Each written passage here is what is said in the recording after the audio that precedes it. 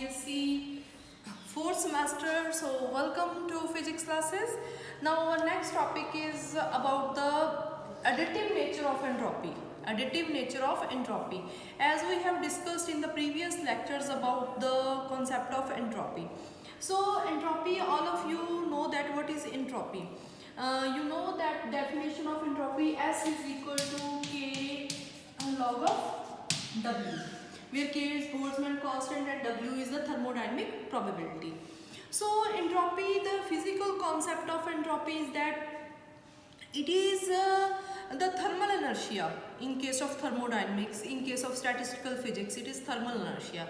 As in the case of linear motion, we have mass, that is inertia, and also in case of rotational motion, we have moment of inertia. In the same way, entropy is a thermal inertia in case of statistical physics or thermal system, or in case of a thermodynamics. Clear? So additive nature of entropy. Entropy, for example, if we a composite system, any system S, okay, and having the entropy of the system is S. So this is a system having entropy S of the whole system, and S is equal to K log of W. This is the entropy of this whole system. Now if we have a partition, or we divide this system into two subsystems. If we divide this system into two subsystems, so I divide this system into two subsystems. So this system having entropy S1, this system have entropy S2, and thermodynamic probability for this system is W1, and for this system, that is W2. This system is W2, and whole of the thermodynamic probability, that is the product of these two thermodynamic probabilities. So that is W1, W2. And taking log on both sides. If we taking log on both sides, then log of W, that is equal to log of W1 plus log of W2. Clear? And now multiply on both sides by K. When we multiply both sides by K, then it will become log of W1 plus K log of W2. And what is this? What is this? This is S. This is S, taking equation number first. And this will be log of W1, K is Boltzmann constant, same for all. So this is, we can write it as S1, entropy of first system. And this we can write entropy of the second subsystem. So the entropy of the whole system is equal to the sum of entropies of two subsystems. That's why we can say that entropy is additive in nature.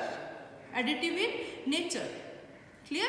So CTM, carry to memory about this.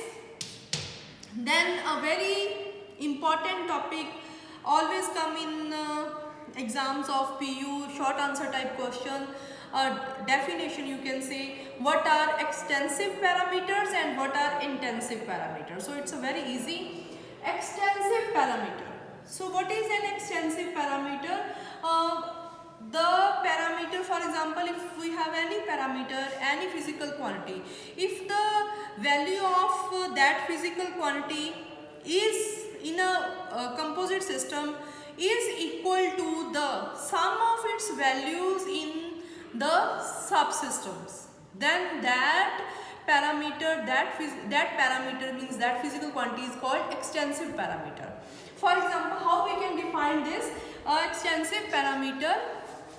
A parameter that has a value in a complete system equal to the sum of values in each of subsystems is called extensive parameter. For example, entropy. Entropy is a extensive parameter. Volume, length, area. Clear? These are the extensive parameter. Means if the, like this, if entropy of the composite system is S, and we divide this system into two parts, one having entropy S1 and second having entropy S2, then whole entropy of the whole system, the composite system, is equal to entropy of the first system plus entropy of the second system. So this is extensive parameter. Clear ji? Then is intensive parameter. So intensive parameter, the parameter which remain unchanged on the partition of the system. If we divide the system into subsystem, the parameter remains the same for a composite system and for the subsystems.